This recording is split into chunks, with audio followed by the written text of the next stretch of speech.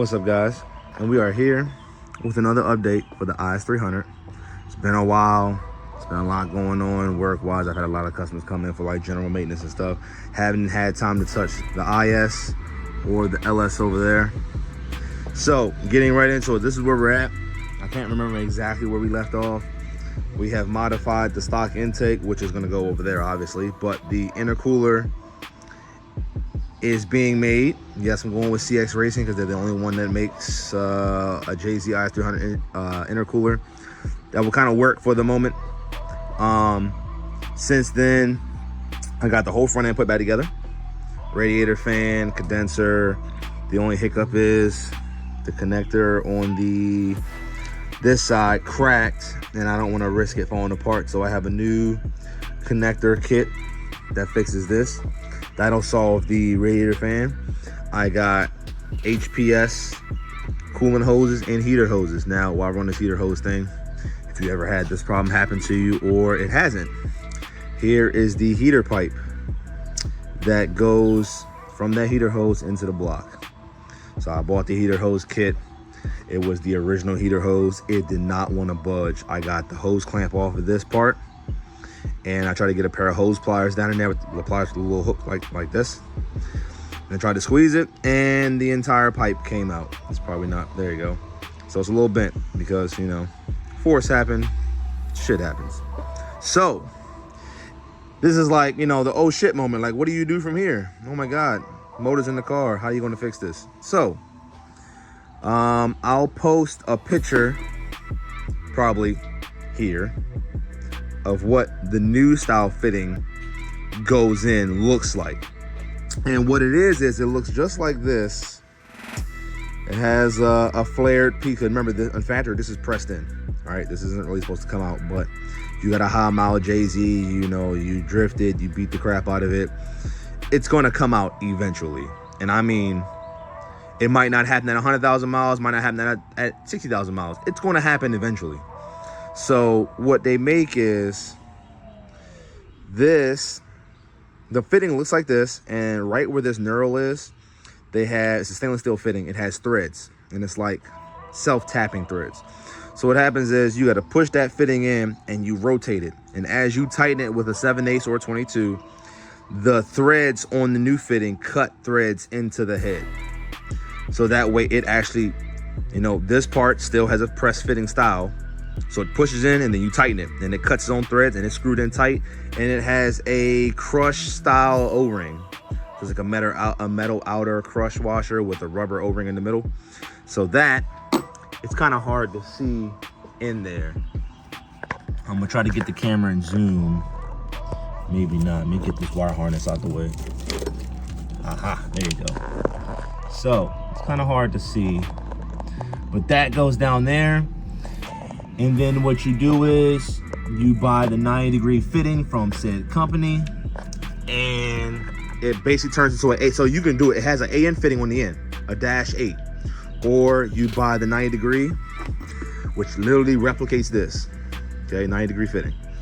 Now, if you choose to do AN, then you know you can do AN fitting. But that fixes that. That kit also works with the 2J ones, the one like the NAs where it comes out the middle of the head. Same thing, except you're screwing this way instead of screwing this way. That would have been probably easier, maybe, but I don't know. The size probably been the problem trying to put the fitting in there. But anyway, only thing left we got going on, I gotta get a hose to gotta put for the you know, PCV system, the EVAP, because that hose decided to shatter into pieces like they all do. The chase base kit is here to relocate the power steering, so I'll be doing that here shortly. Probably be a time lapse in this video, if not the next video, but that's here. The car does run.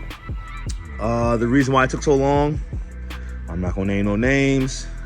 I sent an ECU out to get unimmobilized. It took like 2.5 months, came back, didn't work, no communication. So I went on JD in Miami and I outrageously paid for an ECU, but it is what it is. Customer comes first. Need to get this out of the way. So, okay, we do have juice. So, in the meantime, this is what we was getting done. This is your Aristo fuel hanger. It has a wall burrow, not wall burrow. We did an air motor 340. It does have the return fitting. The return fitting is a, what's that company called? It'll come to my head eventually. But it basically clips into the factory, comes out to an AN fitting, and then boom, done. You gotta have a low profile AN fitting because if you do the regular 90, it's not gonna clear. So you gotta do a low profile 90. All right, so I'm gonna start the car if it's got enough juice.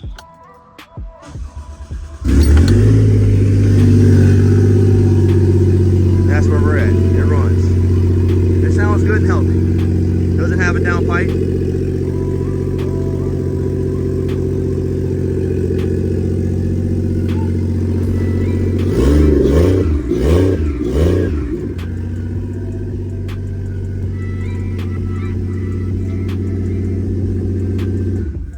So it runs.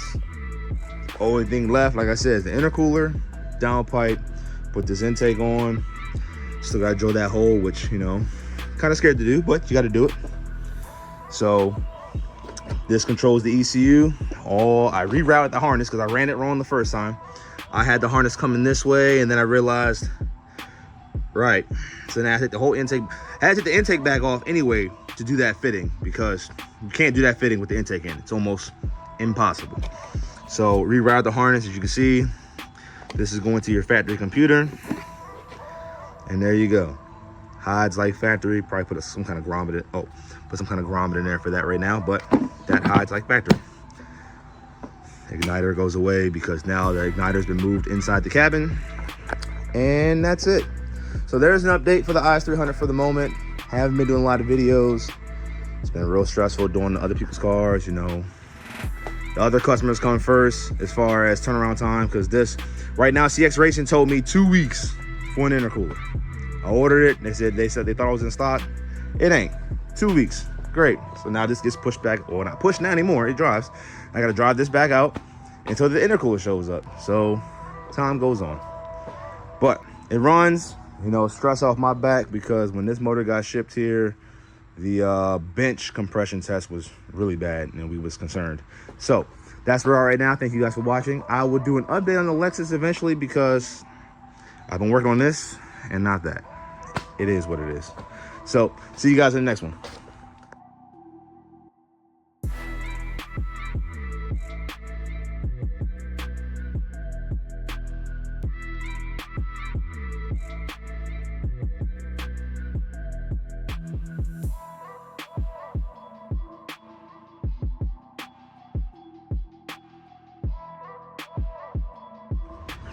All right, guys. Now, I know I just closed you out with the last little clip. I probably did the time lapse with the Chase Bays power steering install. Our guy Jamal did that.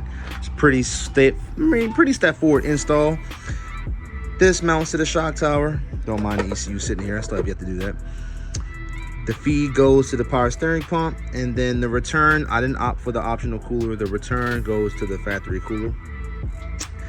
So other than that, what we got going on is I got the intercooler on. Now, my bad, didn't even take the time lapse. The part showed up and I was like, cool, let me just throw this on right away.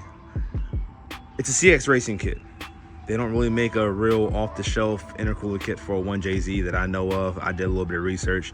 Correct me if I'm wrong, but we're here now. So it's a CX Racing kit. I have pretty you know, with CX Racing. I have their intercooler kit on my Supra over here, but it's pretty straightforward. They don't give you no instructions.